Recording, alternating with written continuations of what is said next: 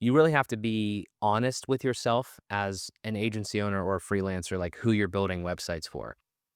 This is a whole topic, and I think there's a lot of people that would really get a lot of good value out of like hearing about how you can actually build websites for clients. And depending on what level of website you're building at for what type of client, like the size and the scope of literally their business, it's going to matter. And I know you have a lot of experience with this because you've built sites for all different like large companies and things like that.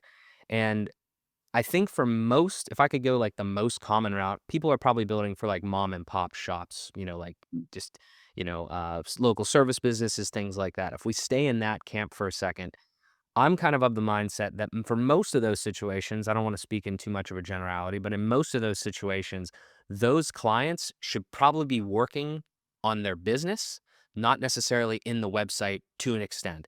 And then also there's buckets in there. It's like, are we talking about the dynamic data, just the specific content that you would classify as like CMS data, let's say, versus literally going into like the grade design system and everything like that, or the bricks design system, or the layout of the pages and everything. Mm. Those are definitely two different things. And there's ways and tools, obviously, to make those things easier. But I think if we're talking about a business conversation, setting expectations, which is the most important thing that I've ever realized in all of agency world, if we're talking from that, I always think you should be a leader in the project, you should be an expert, and you should kind of like manage those expectations from the top. They could be whatever you want, but you kind of got to stick to them. And ultimately, if you're thinking about it, your clients probably aren't paying you to ask them what you should do.